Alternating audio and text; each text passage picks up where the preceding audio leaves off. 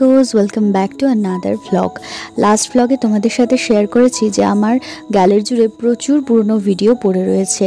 তার কারণ হলো যে এই ভিডিওগুলো আমি তুলে রেখেছিলাম নতুন নতুন ভ্লগ বানাবো বলে, কিন্তু সময়ের অভাবে হোক বা একের পর এক নতুন নতুন ইভেন্ট এবং কাজের প্রচণ্ড চাপে ভ্লগ বানানোই হয়নি।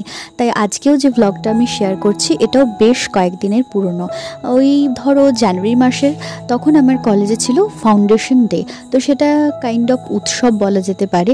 তো সেই জন্যই বেশ কিছু ভিডিও আমি তুলে রেখেছিলাম যাতে করে এডিট করে একটা ব্লগ বানাতে পারি। ছেঁড়া পাতাগুলো একে একে বুননের মধ্যে দিয়ে যখন একটা স্মৃতির খাতা তৈরি করছি, তখন সেই পাতা উল্টে দেখছি স্মৃতিগুলো বেশ সুন্দর সুন্দর যেন।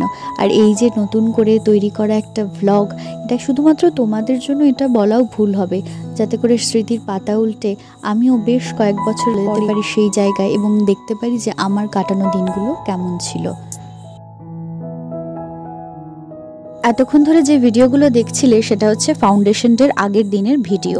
সেদিনকে আমার পুরো কলেজটাকে সাজানো হচ্ছিল, আর সমস্ত সাজানোর দায়িত্বভারই কিন্তু ছিল স্টুডেন্টদের হাতে। ছাত্রদের হাতের এত সুন্দর কাজ যেটা না দেখলে বিশ্বাসই করা যায় না। আর তার সাথে ছিল নাটকের ফাইনাল রিহার্সাল বা স্টেজ রিহার্সাল। নাটকে যেহেতু একটু ছোটো পার্টে আমি ছিলাম, তার জন্য ওদের সাথে সেই আনন্দটাও আমি উপভোগ করতে পেরেছিলাম। অবশ্য সেদিনকে একদম সন্ধেবেলা যখন চাঁদ উঠেছে মাথার উপর আকাশে, সেই সময় কলেজ থেকে বের হই আমরা সবাই, স্যার এবং ম্যাডামরা। যদিও কলেজের স্টুডেন্টরা কেউ কিন্তু কলেজ থেকে বের হয়নি, কারণ ওদের সেদিন রাত্রেবেলায় থাকার ব্যবস্থা ছিল কলেজে। পরের দিন একদম ভোরবেলা উঠে কলেজের উদ্দেশ্যে রওনা দিই। আর শীতকাল, আলিপুরজোর সামনেটা দেখলে কি পরিমাণ ভিড় ছিল এবং রাস্তায় জ্যামটাও লেগেছিল ভালোই রকম। তবুও সকাল সকাল একদম পৌঁছে যাই 7টার আগেই কলেজে। আর চারিদিকে হিমেল আবহাওয়া, একদম অন্যরকম মাত্রা পেয়েছিল কলেজের পরিবেশটায়।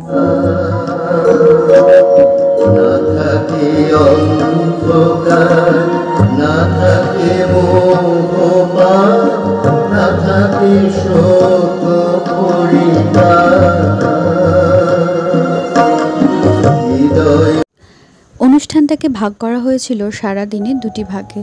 একদম প্রথম দিকের ভাগ অর্থাৎ সকাল 9টার সময় পতাকা উত্তোলনের মধ্যে দিয়ে শুরু হয়েছিল অনুষ্ঠান, যেখানে জাতীয় পতাকার সাথে সাথে নিয়ম মেনে আমাদের কলেজের পতাকা উত্তোলনও করা হয়। তারপরে জাতীয় সঙ্গীত গাওয়া হয় এবং জাতীয় সঙ্গীতের সাথে সাথে কলেজের একটি অ্যানথেম আছে, ভীষণ সুন্দর অ্যানথেমটা, সেটাকেও গাওয়া হয়ে থাকে। এরপর কলেজের বার্ষিক ম্যাগাজিনটি উদ্বোধন করা হয়। কলেজের সেক্রেটারি স্যার এটিকে উদ্বোধন করেন। এই ম্যাগাজিনকে ঘিরে আমাদের প্রচুর উন্মাদনা ছিল, কারণ লাস্ট 2 থেকে 3 মাস ধরে যাবতীয় কাজ আমাকে করতে হয়েছিল।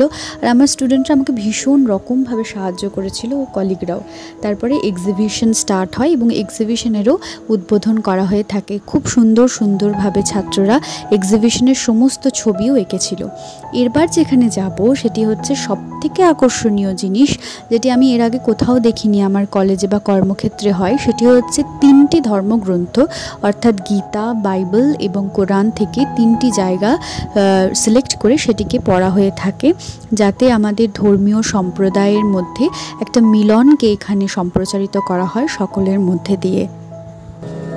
রহস্যম হেতু দ্বিতীয়ম অর্জুনবাচ অপরং ভগবতো জন্ম পরং ধর্মস্য জ্ঞানির্ভবতি ভারত অভ্যুত্থানম ধর্মস্য তদাত্মানং সৃজাম্যহম পরিত্রাণায় চ সাধূনাং বিনাশায় রহিম।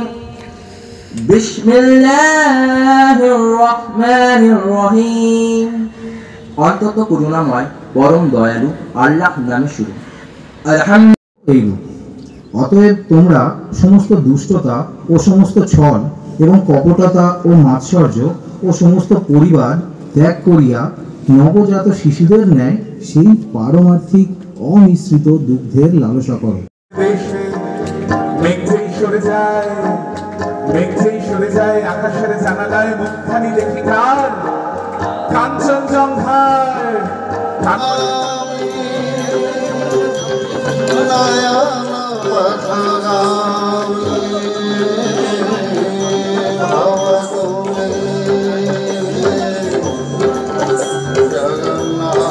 প্রথম পর্বের সাংস্কৃতিক অনুষ্ঠান শেষে ছিল মধ্যাহ্ন বিরতি। ভর পেট খাওয়া দাওয়ার ব্যবস্থা ছিল এবং আমরা খাওয়া দাওয়া সেরে চলে আসি বিকেলের এই হল ঘরে। এটি হচ্ছে নাটকের জন্য প্রস্তুত হচ্ছে, যেখানে মঞ্চ আমাদের কলেজের একজন অধ্যাপক তিনি মঞ্চস্থ করেছিলেন পুরো নাটকটা, তারই ডিরেকশন। এবং ছাত্রদের মধ্যে এই নাটককে ঘিরে ভীষণ রকম উন্মাদনা উত্তেজনা ছিল। আর যাদেরকে এখন ভিডিওতে দেখা যাচ্ছে খুব সুন্দরভাবে শান্ত হয়ে ড্রেস পরছে বা মেকআপ করছে, তারা ভীষণ দর্শী এক একজন ছাত্র আমার। এই মেকআপ আর্টিস্টকে আমাদের বুক করা হয়েছিল, উনি খিদিরপুর থেকে এসেছিলেন সম্ভবত। আর আমি এবং এই দিদি যাকে দেখছো দুজনেই ছোট্ট ছোট্ট রোলে ছিলাম ছাত্রদের সাথে। শীর্ষেন্দু মুখোপাধ্যায়ের মশা নাটকটি মঞ্চস্থ হয়েছিল, আর আমাকে এই চুল বেঁধে দেওয়া থেকে মেকআপ সব কিছুই দিদি করে দিয়েছিল। শুধু সহকর্মী না, তিনি দিদিও বলা চলে আমার।